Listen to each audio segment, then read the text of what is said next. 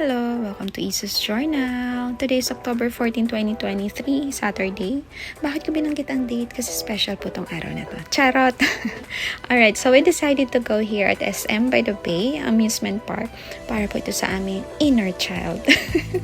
So ito po yung mga ticket prices. Ang pinakamahalan dito is yung MOA Eye, which is 200 for regular, 250 for VIP. Ang VIP yata kasi is glass din yung floor. So kita mo yung parang 360 degrees talaga yung kita mo. Alright, so kung makikita nyo naman na affordable naman po yung ating mga prices ng rides. Tapos ayan, ang dami nyo ring choices or option ng kakainan kapag nagutom kayo kakalakad.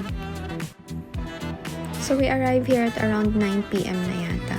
Medyo maraming tao. Maybe kasi weekend. So ito yung ibang rides nila. I think 50 pesos lang to. And then here, ito yung drop tower nila. Actually, hindi naman siya ganun kataas eh. Pero hindi ko po siya tinry. Kasi, wala lang. Feeling ko lang kailangan ko mag-Bonamin. Kasi magto-throw up ko after. Pero yung kasama ko, tinry niya yan. For the experience lang naman. Sinubukan niya. So, ayun po yung Mall of Asia. Nasa kabilang side siya. And then, yan. Ito yung rides. I think si Bumblebee yata ito. Ito, may rides din dito. Ayan, magsa-start na sila. Papakita ko sa inyo kung anong nangyayari sa tower, sa drop tower na to.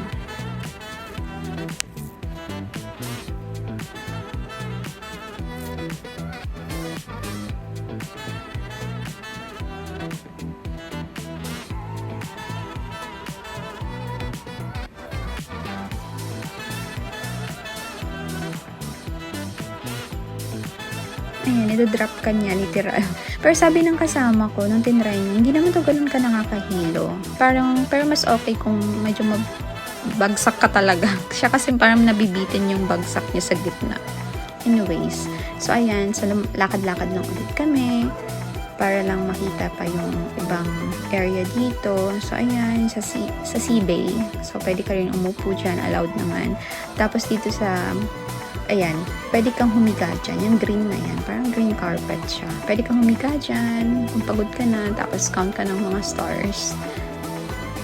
Ang daming bata dito eh. Which is nakakatuwa. Enjoy na enjoy kasi sila. Tapos ito, nakita ko ito, pwede mo to i-rent. Ayan. Pagkapagod ka ng maglakad, o yung kasama mong bagets ay nagtatantrums niya at napapagod ng maglakad, pwede po yun.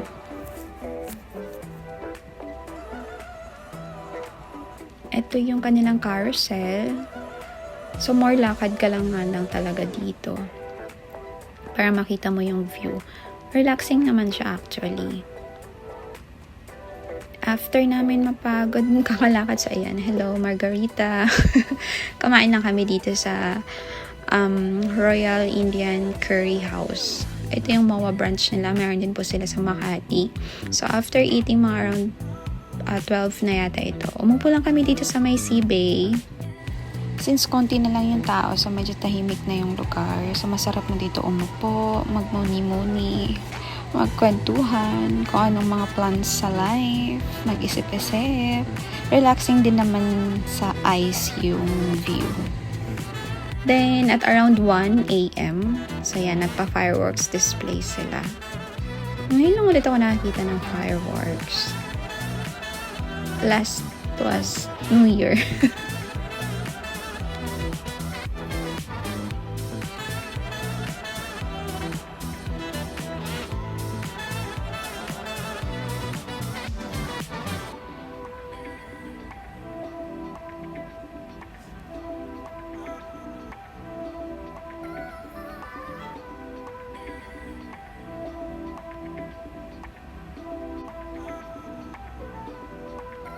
Nagandahan lang kasi ako sa fireworks nila. That's why medyo mahaba yung pinakita kong clip.